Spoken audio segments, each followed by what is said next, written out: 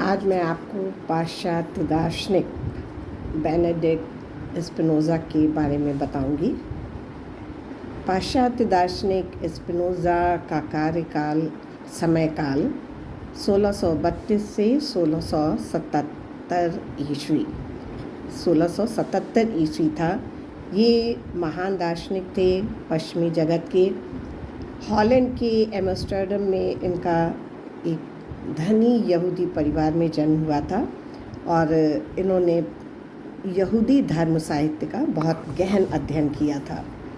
अब चूँकि इन्होंने गहन अध्ययन किया था और ये दार्शनिक थे, तो निश्चित रूप से ये किसी भी प्रकार के अंधविश्वास को स्वीकार नहीं करते थे। तो ये समस्त धार्मिक अंधविश्वासों के घोर आलोचक और निंदक थे, उनकी वो आलोचना करते थे। तो चूँकि धार्मिक अंधविश्वासों की आलोचना करते थे, जो धार्मिक विश्वासों पर, उस समय के लोगों के धार्मिक विश्वासों पर एक प्रहार होता था, तो लोगों ने इनका बहुत विरोध भी किया। तो यहूदी समाज के द्वारा ये बहिष्कृत किए गए और ईसाई समाज में भी, चूँकि ये धार्मिक अंधविश्वास के खिलाफ बोलते थे, बौद्धिकवादी दार्शनिक थे, तो वहाँ के समाज के द्वारा भी ये बहिष्कृत रहे। तो इनका जीवन बहुत ही कष्टमय था, क्योंकि यहूदी और ईसाई दोनों समाज के लोग इन्हें पसंद नहीं करते थे, इनके बौद्धिक तर्कों की वजह से, धार्मिक अंधविश्वासों पर इनके प्रहार की वजह से। इन्होंने दर्शन की उपासना में, सत्य की खोज में, बौद्धिक तर्कों के द्वारा जिन सत्यों की स्थापना होती है उसके चिंतन में अपना समस्त जीवन लगाया। और जब भी इन्हें विचारों से समझौता करने का आग्रह मिला, लोगों का प्रलोभन मिला, इन्होंने कभी स्वीकार नहीं किया। और वैसे भी जो वास्तव में दार्शनिक होता है, वो अपने विचारों से समझौता नहीं करता। आपको पता है सुकरात का जीवन उन्होंने कैसे समर्पित कर दिया अपने सत्य विचारों को जीवित बनाए रखने के लिए। समाज में उन्होंने विष का प्याला तो पिया, लेकिन अपने विचारों का त्याग नहीं किया। इन्होंने भी सुख सुविधाओं के समस्त आग्रह को ठुकराया और कष्टमय जीवन जीते हुए, लेकिन बौद्धिक संतोष के साथ इन्होंने अपना जीवन यापन किया। ये अनेक भाषाओं के पंडित थे, अनेक भाषाओं पे इनकी गहरी पकड़ थी, विद्वान थे। विशेष रुचि निश्चित रूप से इनके दर्शन में थी, लेकिन साथ ही साथ ये गणित प्रेमी भी थे। लेकिन गणित और दर्शन में रुचि के साथ साथ ये मानते थे कि दर्शन केवल बौद्धिक तर्क मीमांसा नहीं है। इसमें जो दर्शन में व्यवहारिक पक्ष होता है, नैतिकता का, उस पर इन्होंने बहुत बल दिया और नैतिकता को अपने जीवन में स्वयं भी अपनाया और लोगों से भी आग्रह किया कि जीवन नैतिक मूल्यों से, नैतिक सिद्धांतों से युक्त होना चाहिए। इनका जो प्रसिद्ध ग्रंथ है, वो ग्रंथ है आचार शास्त्र एथिका। इनकी पुस्तक का नाम भी नैतिक मूल्यों से युक्त एथिका के ऊपर है, नैतिक आचार के ऊपर है। आचार शास्त्र हिंदी में बोला जाता है इनकी पुस्तक को। इनके दर्शन में प्लेटो, अरस्तु का तो प्रभाव था ही, लेकिन सबसे ज़्यादा प्रभाव था ब्रूनो दार्शनिक और इनके पूर्ववर्ती बुद्धिवादी दार्शनिक डिकार्त का। ब्रूनो का सर्वेश्वरवाद इनके दर्शन में मिलेगा और साथ ही डिकार्त का बुद्धिवाद भी इनके दर्शन में मिलेगा। इन्होंने ब्रूनो के सर्वेश्वरवाद का और डिकार्त के बुद्धिवाद का समन्वय प्रस्तुत किया अपने दर्शन में। डिकार्त ने अपने दर्शन को गणित के सुदृढ़ नींव पर रखा था, निश्चितता के सुदृढ़ नींव पर रखा था।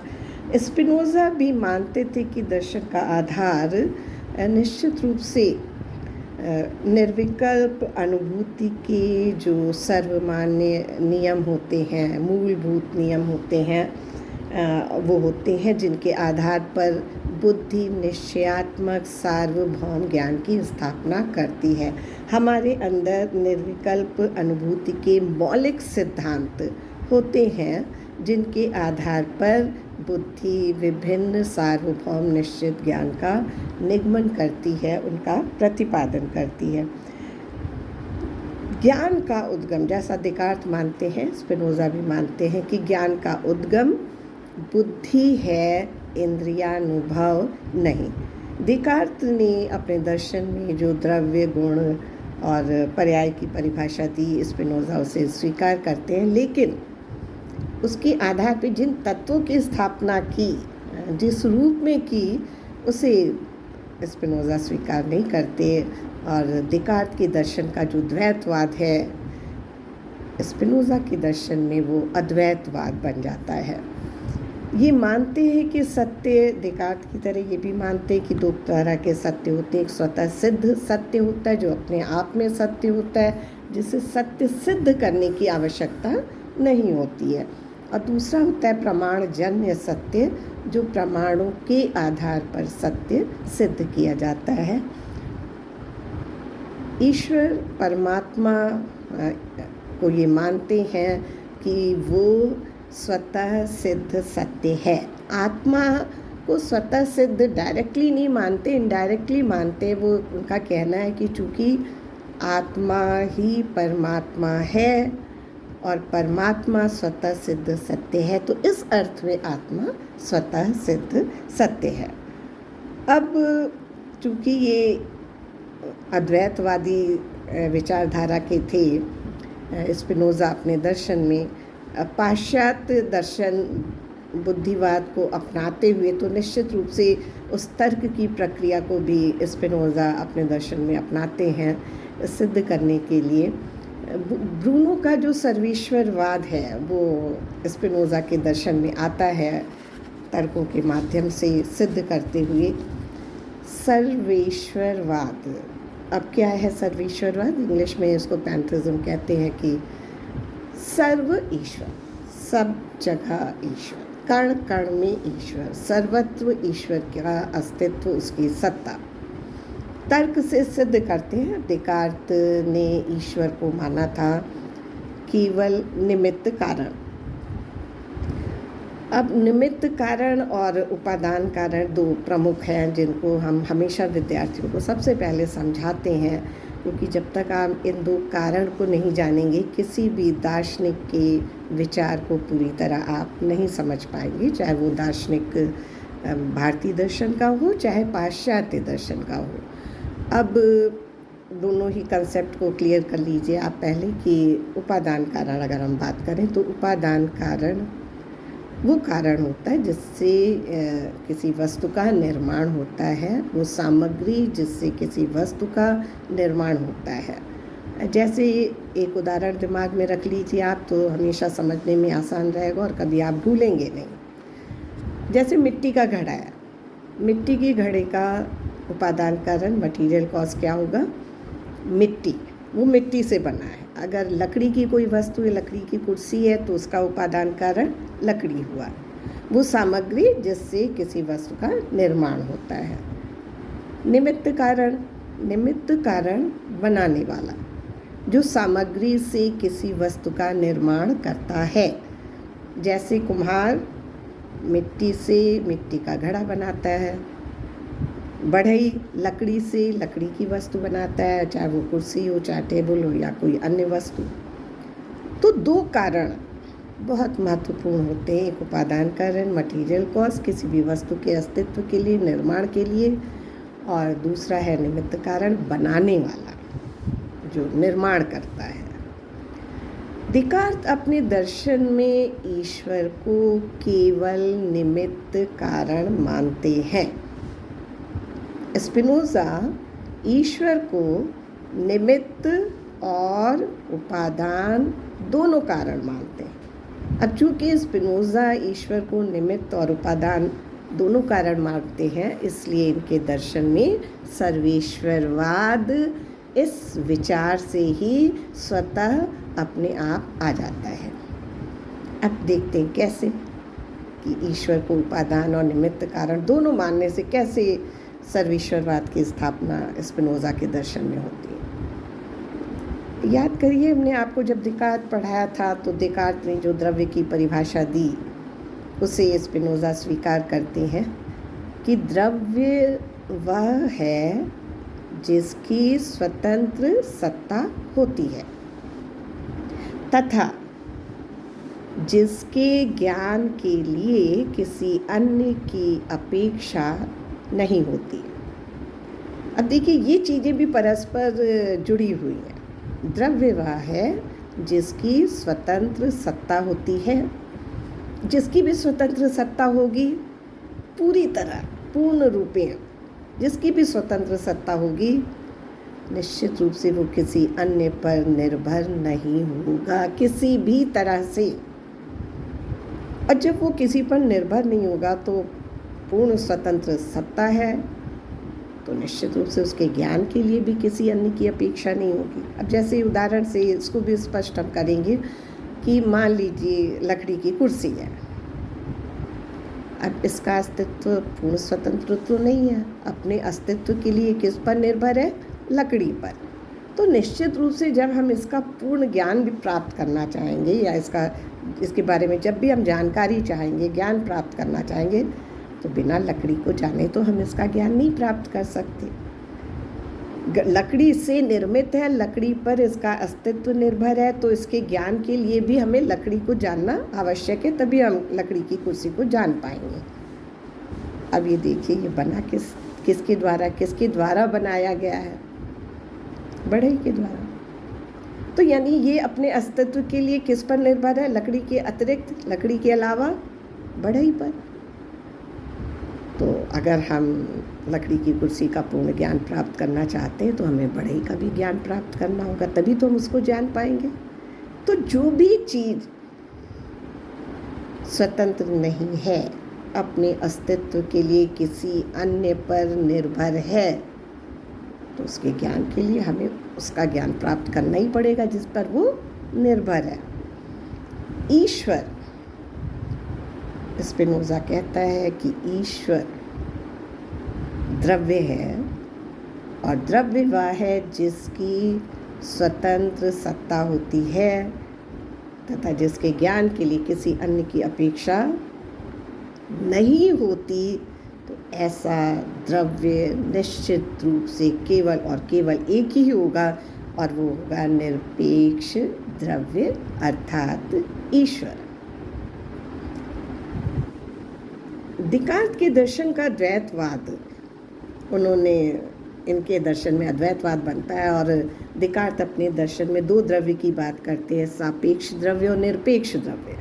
निरपेक्ष द्रव्य ईश्वर और सापेक्ष द्रव्य जड़ और चेतन, चित और अचित, आप जिस भी रूप में इसे आप बोले कहें। स्पिनोज़ा कहता है कि अगर द्रव्य है तो जो उसकी परिभाषा है उसके अनुसार वह केवल एक और केवल एक हो सकता है, दो हो ही नहीं सकते।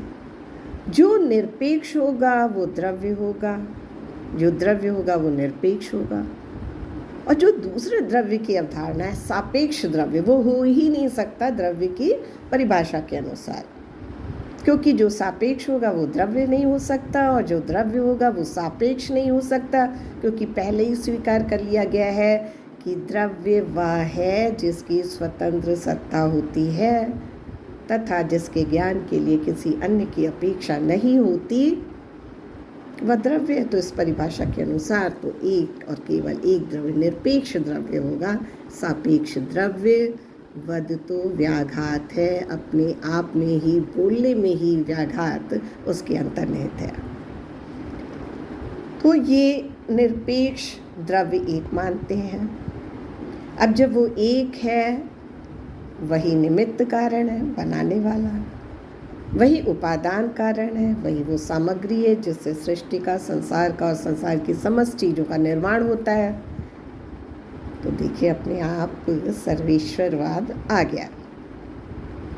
कैसे? अब कोई भी वस्तु है, मान लीजिए मिट्टी का घड़ा ले लीजिए उदाहरण से, अभी हमने आपको बताया मिट्टी का घड़ा है, बिल्कुल क्लियर कंसेप्ट रखिएगा। उसका उपादान कारण मिट्टी और निमित्त कारण कुम्हार, बनाने वाला। उपादान कारण मिट्टी निर्मित बने हुए मिट्टी के घड़े में सब जगह विद्यमान है कि नहीं।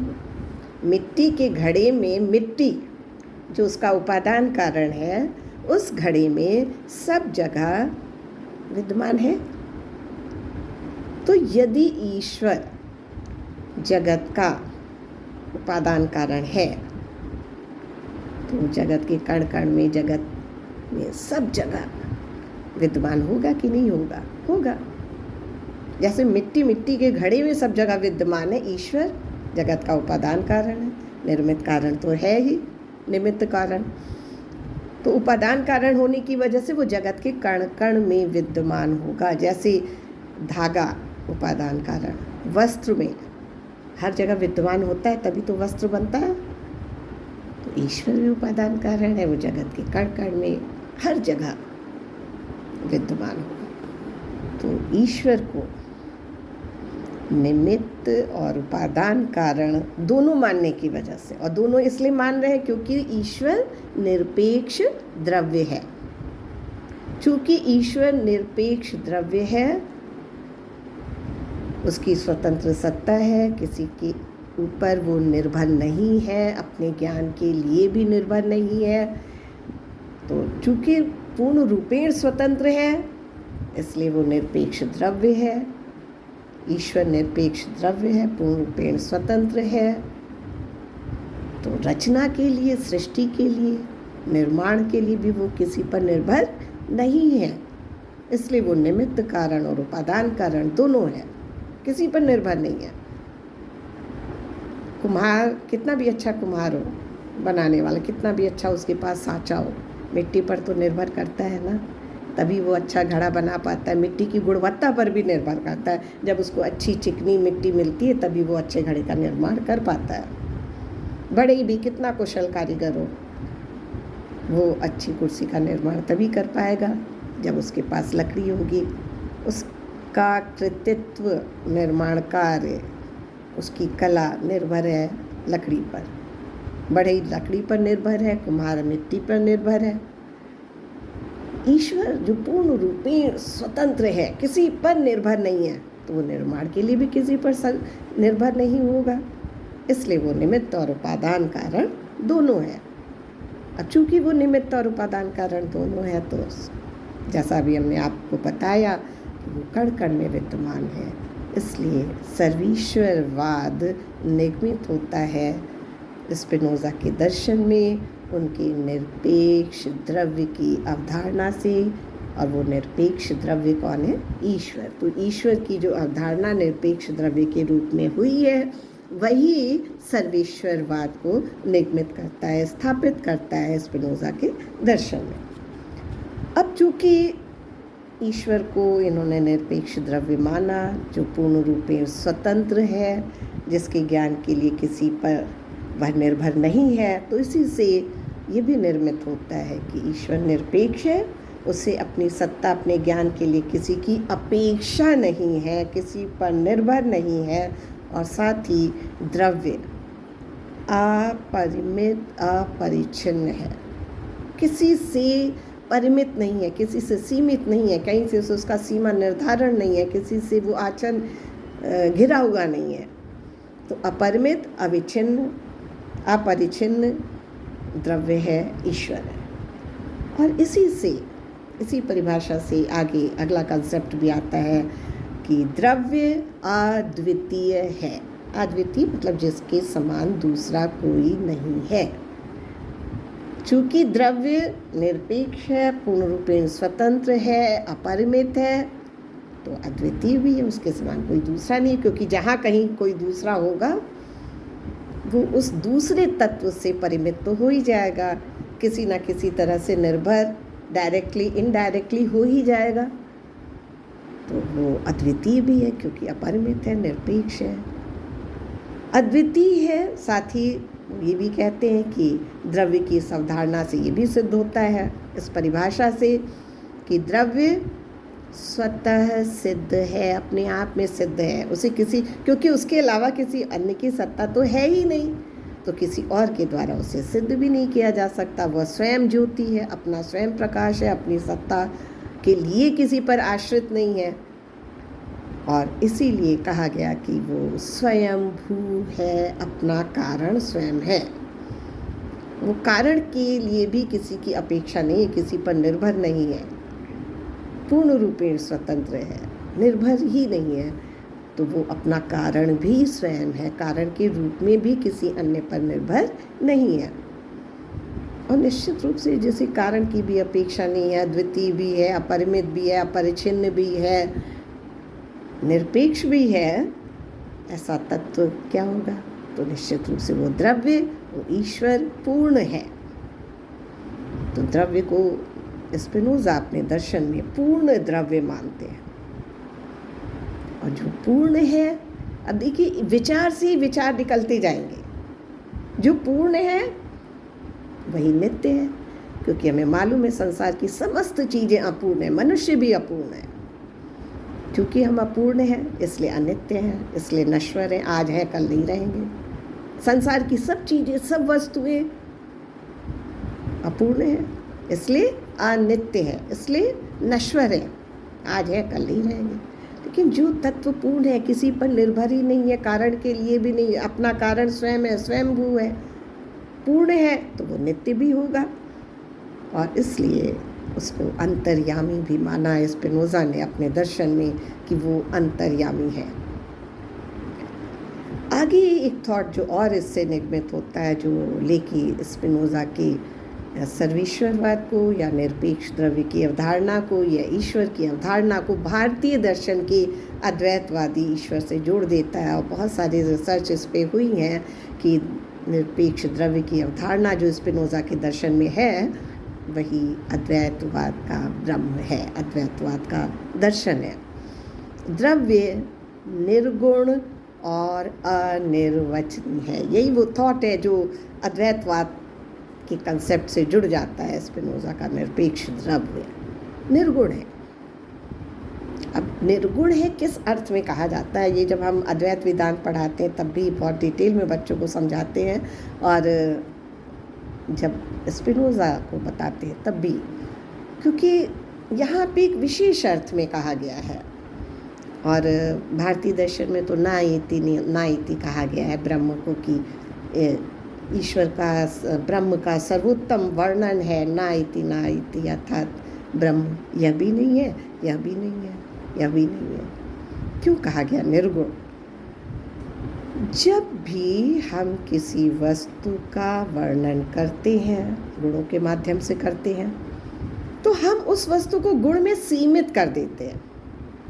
अब जैसे एक उदाहरण लीजिए समझने के लिए, कि मान लीजिए हमने आपसे कहा कि कोई वस्तु है, कोई चीज़ है, कोई है, तो देखिए अनंत संभावना है कि वो कुछ भी हो सकता है। अंतरिक्ष से लेके जल से लेके थल से लेके कहीं की भी कोई वस्तु, कोई भी चीज़ हो सकती है। हमने कहा वो वस्तु कुर्सी है, तो देखिए मैंने सीमित कर दिया ना, गुण में वर्णन किया कि वो वस्तु कुर्सी है। तो देखिए इतनी अनंत संभावनाएं थी, वो अंतरिक्ष का भी कोई वस्तु हो सकता था, पृथ्वी का भी, समुद्र का भी, पहाड़ का भी, कहीं का भी। लेकिन हमने उसको गुण का वर्णन किया कि वह वस्तु कुर्सी है, और मैंने उस वस्तु को कुर्सी वस्तु में सीमित कर दिया।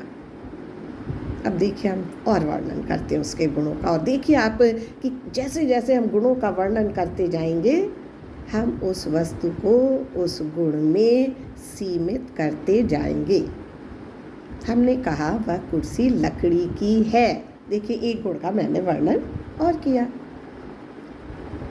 अब कितनी संभावना थी ना कुर्सी की, कि वो लोहे की भी हो सकती थी, स्टील की हो सकती थी, पत्थर की हो सकती थी, चांदी की, मिश्रित धातु की, प्लास्टिक की।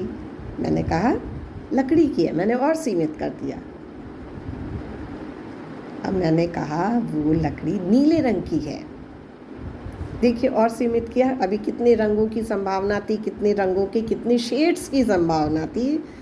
काली हो सकती थी, भूरी हो सकती थी, ब्राउन कलर, और ये मरून कलर की, वाइट कलर की, ब्लैक कलर की। लेकिन मैंने कहा नीले रंग की है, मैंने उसे और सीमित किया। तो जितना ज़्यादा हम वस्तुओं का वर्णन करते जाते हैं, गुणों का वर्णन करते जाते हैं, हम उस वस्तु को उस गुण में सीमित करते जाते हैं। और अभी हमने क्या कहा था कि ईश्वर क्या है? निरपेक्ष द्रव्य, असीमित। तो जो तत्व असीमित है उसको हम किसी गुण विशेष में कैसे सीमित कर सकते हैं?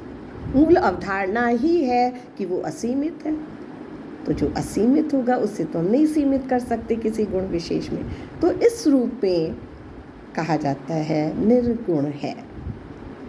ब्रह्म निर्गुण है, असीमित है ब्रह्म, इसलिए निर्गुण है। स्पिनोजा का द्रव्य, निरपेक्ष द्रव्य असीमित है, इसलिए निर्गुण है। अब चूंकि निर्गुण है तो उसको कहा गया अवर्णनीय है, अनिर्वचनीय है। उसकी व्याख्या नहीं किया जा सकता, उसका वर्णन नहीं किया जा सकता। अब आप पूछेंगे क्यों, कैसे, क्यों नहीं कर सकते? तो बहुत सीधी सी बात है। आप किसी भी वस्तु को लीजिए, वर्णन करके देखिए आप कैसे वर्णन करेंगे? गुणों के द्वारा ही तो वर्णन करेंगे ना। गुणों का वर्णन करेंगे, कुर्सी है, काले रंग की है, लकड़ी की है, आरामदायक है। जितने गुण होंगे, गुणों के माध्यम से ही किसी चीज़ का वर्णन किया जाता है। और हमने अभी क्या कहा? वो असीमित है, उसे हम किसी गुण में सीमित कर ही नहीं सकते। तो जब गुण में सीमित कर नहीं सकते तो गुणों के माध्यम से उसका वर्णन भी नहीं किया जा सकता है, अवर्णनीय है, अनिर्वचनीय है। तो स्पिनोजा का निरपेक्ष द्रव्य ईश्वर इस रूप में अद्वैतवादी ब्रह्म की असीमित अवधारणा से जुड़ जाता है, जब वो भी कहते हैं कि वो निर्गुण अनिर्वचनीय है। स्पिनोजा का ईश्वर, निरपेक्ष द्रव्य और सृष्टि का संबंध तादात्म्य का संबंध है। वो सृष्टि का कारण है, ईश्वर निरपेक्ष द्रव्य सृष्टि का कारण है, लेकिन विशेष अर्थ में, विशेष रूप में ऐसा कारण नहीं है जहाँ अलग अस्तित्व विद्यमान हो जाए सृष्टि का, संसार का। जैसे कुम्हार घड़े का कारण है, लेकिन कुम्हार जब घड़ा बना देता है तो दो अस्तित्व हो जाते हैं। कुम्हार का अपना अस्तित्व होता है और घड़े का भी पृथक अस्तित्व होता है, तो दो अस्तित्व। कुम्हार जब घड़ा बनाता है या दिया बनाता है या कुल्हड़ बनाता है तो दूसरा एक वस्तु निर्मित होकर अस्तित्व में सामने आ जाता है। बढ़ई जब कुर्सी बनाता है, टेबल बनाता है, तो कुर्सी का अलग अस्तित्व आ जाता है, बढ़ई से अलग अस्तित्व है उसका, टेबल का अलग अस्तित्व है। लेकिन अलग अस्तित्व की अवधारणा आएगी तो फिर वो निरपेक्ष द्रव्य और सर्वेश्वरवाद की अवधारणा का क्या होगा? तो कनेक्शन है विचारों का परस्पर। स्पिनोजा कहते हैं कि वैसा कारण नहीं है जैसे कुम्हार घड़े का होता है, बढ़ई कुर्सी का होता है। ये वैसा कारण है जो उसी में रूपांतरित हो जाता है। अब जैसे कोई कच्चा फल है, कुछ दिनों बाद पक जाता है, तो पके फल का कारण कच्चा फल है, लेकिन कच्चा फल ही रूपांतरित हो जाता है पके फल में। जैसे दूध है, दही का कारण है, दही के रूप में उसी का रूपांतरण हो जाता है। अलग से कोई अस्तित्व, पृथक अस्तित्व नहीं होता, वो रूपांतरित हो जाता है। तो ईश्वर जगत का अधिष्ठान है और अधिष्ठान के रूप में वही रूपांतरित जगत के रूप में होता है। अब कई बार कई दार्शनिक इस तरह का प्रश्न भी उठाते हैं कि क्या कोई इच्छा थी ईश्वर की, कोई कामना थी, कोई अधूरी इच्छा की पूर्ति थी जो संसार की रचना की? अब जब आप तो काम है, पूर्ण है, तो निश्चित रूप से कोई इच्छा तो नहीं हो सकती। भाई हमारी इच्छा मान लीजिए ये होती कि डीलिट की डिग्री हम ले लें, तो इसलिए होगी इच्छा ना क्योंकि मेरे पास वो डीलिट की डिग्री नहीं है। जो चीज़ नहीं होती उसकी इच्छा होती अपूर्णता को पूरा करने के लिए, लेकिन वो तो आप काम है, उनके पास सब है। तो किसी अधूरी इच्छा की पूर्ति इच्छा कामना से रहित है, तो किसी इच्छा की पूर्ति के लिए संसार की रचना नहीं होती, सृष्टि की रचना नहीं होती। ये रचना होती है ईश्वर की स्वाभाविक अभिव्यक्ति है, उसकी स्वतंत्रता की स्वाभाविक अभिव्यक्ति सृष्टि के रूप में होती है, ना कि किसी इच्छा की पूर्ति के तहत सृष्टि की रचना होती है। तो ये स्वाभाविक अभिव्यक्ति है निरपेक्ष द्रव्य ईश्वर की। स्पिनोज़ा अपने दर्शन में ईश्वर के 3 रूप मानते हैं, विश्व रूप, विश्वात्मा रूप और पर रूप। तो ये जो संसार है, जो उसके गुण पर्यायों का समूह है, तो ये विश्व रूप कहलाता है। इसके अधिष्ठान के रूप में ईश्वर का जो रूप है विश्वात्मा के रूप में कहलाता है। और ईश्वर केवल सृष्टि तक सीमित नहीं है, उसका अस्तित्व इससे परे भी है। तो जो सृष्टि से परे ईश्वर का रूप है, स्वरूप है, वो ईश्वर का पर रूप कहलाता है। अब ये भी स्पिनोज़ा अपने दर्शन में मानते हैं कि भाई निरपेक्ष द्रव्य एक है और चित्त और अचित्त को, जड़ और चेतन को ईश्वर का गुण मानते हैं और उनको उस स्थान पर, गुण के स्थान पर स्थापित करते और कहते कि अनंत गुण हैं ईश्वर के, लेकिन मनुष्य की बुद्धि, मानव बुद्धि केवल उसके 2 ही गुणों को जान पाती है और वो है चित्त और अचित्त, जड़ और चेतन। अब एक चीज़ और है जो आपको हम बताना चाहेंगे कि इनके दर्शन में इन जो प्रसिद्ध जर्मनी दार्शनिक हुए, जर्मनी के हीगल, उन्होंने स्पिनोज़ा के दर्शन को, ईश्वर की उनकी अवधारणा को कहा सर्वग्रासी ईश्वर। ग्रास मतलब सबका वो उद्ध्वस्त कर लेते हैं, सबका अस्तित्व समाप्त कर देते हैं, सर्वग्रासी ईश्वर।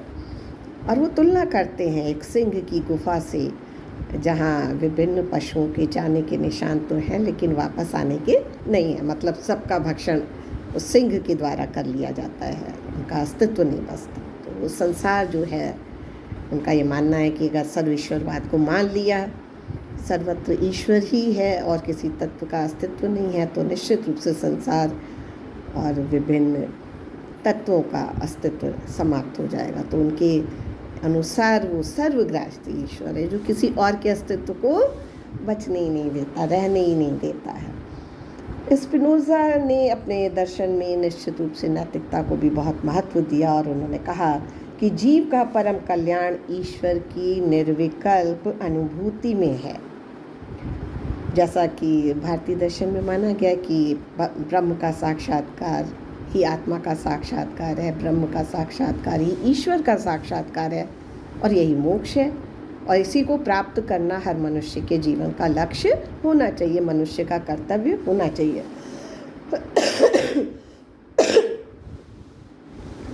वो मानते हैं कि मन इस ईश्वर के साक्षात्कार की अनुभूति को प्राप्त करने के लिए जो कर्म मनुष्य को करने चाहिए वही श्रेष्ठतम आचार है।